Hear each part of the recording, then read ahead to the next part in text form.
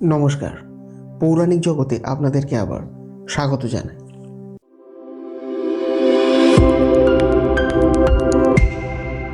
এই কাহিনী শুরু বহু যুগ আগে এক ধার্মিক কিন্তু অত্যন্ত অহংকারী রাজাকে নিয়ে।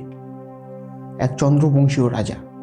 তিনি ছিলেন অত্যন্ত শক্তিশালী, কিন্তু তার একটাই দোষ ছিল। তিনি তার ক্ষমতার অহংকারে এতটাই অন্ধ ছিলেন যে তিনি মনে করতেন এই পৃথিবীতে তার চেয়ে বড় আর কেউ নেই। একদিন সেই রাজা শিকারে গিয়ে গভীর জঙ্গলে প্রবেশ করলেন। সেখানে তিনি দেখলেন এক মহা তেজস্বী ঋষি শাণ্ডিল্য গভীর ধ্যানে মগ্ন।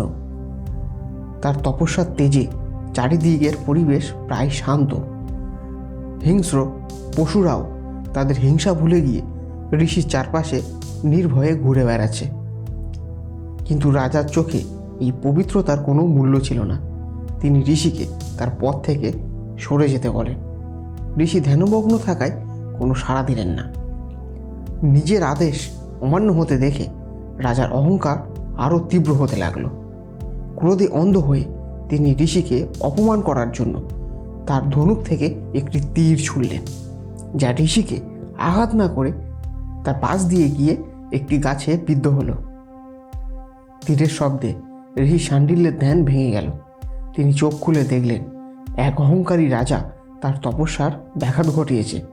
কিন্তু তিনি ক্রুদ্ধ হলেন না। তিনি শান্তভাবে রাজাকে বললেন, হে রাজন, আমি আপনার কি ক্ষতি করেছি যে আপনি আমার তপস্যা ভঙ্গ করলেন?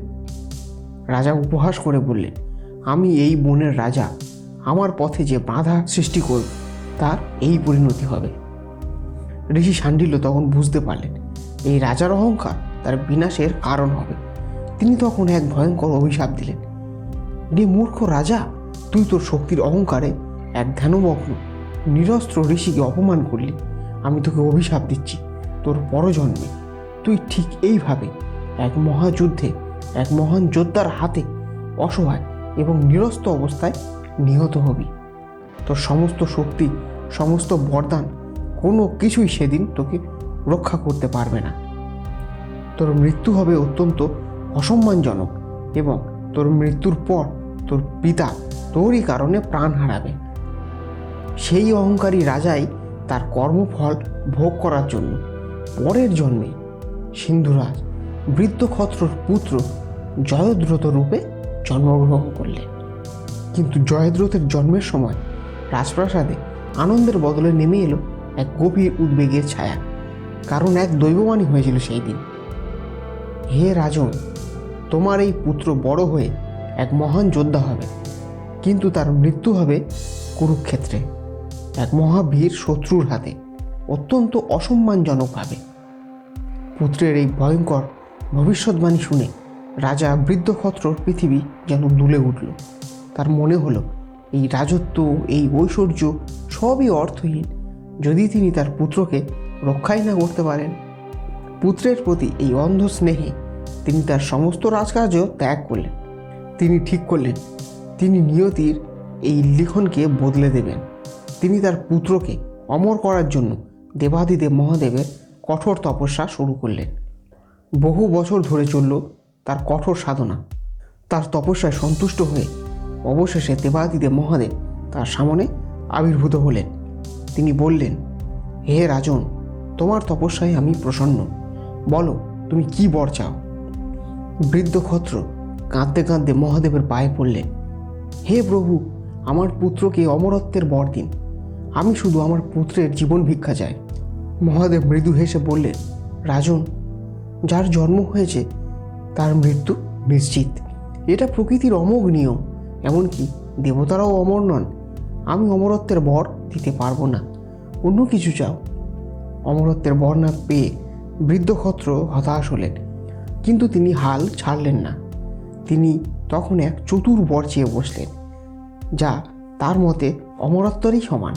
তিনি বললেন, হে প্রভু, যদি মৃত্যুই আমার পুত্রের নিয়তি হয়, তবে আমাকে এই বর দিন যে ব্যক্তি, যে যোদ্ধা আমার পুত্রের মাথা কেটে মাটিতে ফেলবে, সেই মুহূর্তে তার নিজের মাথাও 100টি টুকরো হয়ে ফেটে যাবে।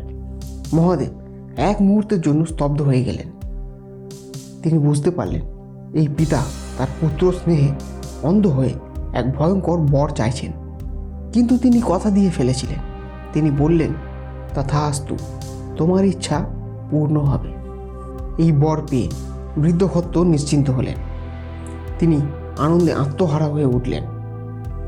তিনি ভাবলেন, এবার আমার পুত্রকে কে মারবে?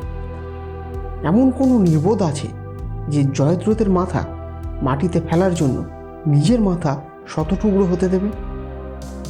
এই বরের অহংকারে তিনি তার পুত্র জয়দ্রথকে এক উদ্ধত এবং অধার্মিক যোদ্ধা হিসাবে বড় করে তুলেছিলেন। কুরুক্ষেত্রে যুদ্ধের ত্রয়োদশতম দিন। গুরু দ্রোণাচার্য পাণ্ডবদের জন্য তৈরি করলেন এক দুর্ভেদ্য মরণ ফাঁদ, চক্রব্যূহ। সেই ব্যূহে প্রবেশ করার জ্ঞান শুধু অর্জুন, শ্রীকৃষ্ণ এবং অভিমন্যুরই ছিল। কিন্তু অর্জুন এবং কৃষ্ণকে তখন সংসপ্তকেরা যুদ্ধের জন্য বহু দূরে নিয়ে চলে গেছিলেন। তখন পাণ্ডবদের সম্মান রক্ষার জন্য সেই মরণ ফাঁদে একা প্রবেশ করেছিলেন 16 বছর বয়সের সেই কিশোর বীর অভিমন্যু। কিন্তু জয়দ্রথ তার পিতার দেওয়া বরের অহংকারে ব্যূহের প্রবেশদ্বারে একা দাঁড়িয়ে বাকি 4 পাণ্ডবকে, যুধিষ্ঠির, ভীম, নকুল আর সহদেবকে আটকে দিয়েছিলেন। মহাদেবের বরে সে একদিনের জন্য অর্জুন ছাড়া বাকি পাণ্ডবদের থামিয়ে দেওয়ার শক্তি লাভ করেছিলেন। এর ফলেই অভিমন্যু চক্রব্যূহের ভিতরে একা হয়ে পড়ে এবং কৌরব পক্ষের 7 জন মহারথীর ছলনায়, অধর্মের দ্বারা তাকে নির্মমভাবে হত্যা করা হয়। যুদ্ধের শেষে যখন অর্জুন শিবিরে ফিরে এসে তার প্রিয় পুত্রের রক্তাক্ত নিথর দেহ দেখেন, তখন তার হাহাকারে আকাশ পাতাল কেঁপে ওঠে। ক্রোধে, দুঃখে এবং অপমানে তিনি এক ভয়ঙ্কর প্রতিজ্ঞা করেন। আগামীকাল সূর্যাস্তের আগে আমি যদি আমার পুত্রের হত্যাকারী এই জয়দ্রথকে বধ না করতে পারি, তবে আমি নিজেই অগ্নিতে প্রবেশ করে আত্মাহুতি দেব। যুদ্ধের 14তম দিন। কৌরবরা জয়দ্রথকে বাঁচানোর জন্য দুর্ভেদ্য ব্যূহ তৈরি করেছিলেন।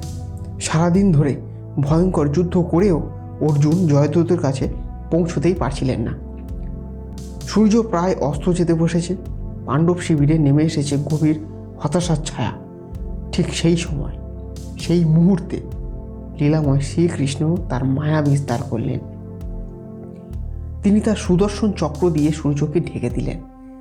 সমগ্র যুদ্ধক্ষেত্রে সন্ধ্যার অন্ধকার নেমে এলো। সূর্যাস্ত হয়ে গেছে ভেবে কৌরবরা আনন্দে জয়ধ্বনি করে উঠল। অহংকারী জয়দ্রথ অর্জুনের আত্মহত্যার দৃশ্য দেখার লোভে ব্যূহ থেকে বেরিয়ে এসে হাসতে লাগলো। আর ঠিক এই সুযোগের অপেক্ষায় ছিলেন শ্রীকৃষ্ণ। তিনি তার চক্র সরিয়ে নিলেন এবং সূর্য আবার আকাশ দেখা দিল। শ্রীকৃষ্ণ তখন অর্জুনকে গর্জন করে বললেন, হে অর্জুন, ওই দেখো তোমার শত্রু, এখনও সূর্যাস্ত হয়নি, তোমার প্রতিজ্ঞা পূর্ণ করো। অর্জুন তখন তার গান্ডীবে তার সবচেয়ে ভয়ঙ্কর অস্ত্র পাশুপাত অস্ত্র সন্ধান করলেন জয়দ্রথকে বধ করার জন্য। কিন্তু ঠিক সেই মুহূর্তে শ্রীকৃষ্ণ তাকে থামিয়ে দিলেন। তিনি চিৎকার করে বললেন, অর্জুন, থামো, আর জয়দ্রথের মাথা কোনোভাবেই যেন মাটিতে না পড়ে। শ্রীকৃষ্ণ তখন অর্জুনকে জয়দ্রথর পিতা সেই অদ্ভুত বরের কথা খুলে বললেন। তিনি বললেন, তুমি যদি এর মাথা মাটিতে ফেলো, তবে তোমার মাথাও শতটুকরো হয়ে যাবে। অর্জুন হতবাক হয়ে গেলেন। তিনি বললেন, তাহলে আমি একে বধ করবো কিভাবে প্রভু? শ্রীকৃষ্ণ তখন হেসে বলেন, হে অর্জুন, তুমি তোমার দিব্যাস্ত্র দিয়ে এমনভাবে শিরচ্ছেদ করো যাতে এর মাথাটি কেটে শূন্যে উড়তে উড়তে এখান থেকে 100 যোজন দূরে সমন্ত পঞ্চক্ষেত্রের বাইরে গিয়ে পড়ে, যেখানে এর পিতা রাজা বৃদ্ধক্ষত্র চোখ বন্ধ করে সন্ধ্যা বন্দনায় মগ্ন আছে। মাথাটি যেন তার ঠিক কোলের উপরে গিয়ে পড়ে। অর্জুন ঠিক তাই করলেন। তিনি তার দিব্যাস্ত্র দিয়ে জয়দ্রথের মাথাটি এমনভাবে কেটে ফেললেন যে এটি অগ্নিগোলকের মতো উড়তে উড়তে সোজা গিয়ে তার ধ্যানমগ্ন পিতার কোলে গিয়ে পড়ল। ধ্যান শেষ হওয়ার পর রাজা বৃদ্ধক্ষত্র চোখ খুললেন এবং দেখলেন তার কোলে একটি রক্তাক্ত কাটা মুন্ডু। তিনি ভয় পেয়ে আতঙ্কে চিৎকার করে লাফ দিয়ে উঠলেন। আর ঠিক যেই মুহূর্তে তিনি উঠে দাঁড়ালেন, তার কোল থেকে জয়দ্রথর মাথাটি পড়ে গেল মাটিতে। আর বরদান অনুযায়ী যেই মুহূর্তে পুত্রের মাথাটি তারই কারণে মাটি স্পর্শ করল, সেই মুহূর্তে রাজা বিদ্রোহত্রের নিজের মাথাও 100টি টুকরো হয়ে সজোরে ফেটে গেল। এইভাবেই এক পিতার অন্ধ স্নেহ এবং এক অদ্ভুত বরদান যা তিনি তার পুত্রকে বাঁচানোর জন্য পেয়েছিলেন, সেই বরদানই ছলনার দ্বারা তার নিজের এবং তার পুত্রের দুজনেরই এক ভয়ঙ্কর এবং করুণ মৃত্যুর কারণ হয়ে দাঁড়ালো। নিয়তই এই করুণ ইতিহাস আমাদের কী শেখায়? এটি শেখায় যে অন্ধ স্নেহ এবং অহংকার অনেক সময় আশীর্বাদের বদলে অভিশাপ হয়ে ফিরে আসে, আর কর্মফলের বিধান এতটাই শক্তিশালী যে স্বয়ং মহাদেবের বরদানও তাকে এড়াতে পারে না। পৌরাণিক জগতের আজকের এই পর্বটি আপনাদের কেমন লাগলো? জয়দ্রথর এই করুণ পরিণতি কি আপনার মতে সঠিক ছিল? আপনার মূল্যবান মতামত আমাদের কমেন্ট বক্সে অবশ্যই জানান। এমন আরও গভীর এবং নাটকীয় কাহিনীর সাক্ষী হতে আমাদের চ্যানেলটি অবশ্যই সাবস্ক্রাইব করুন। তাহলে দেখা হচ্ছে পরবর্তী ভিডিওতে। ততক্ষণ ভালো থাকবেন, সুস্থ থাকবেন। ধন্যবাদ।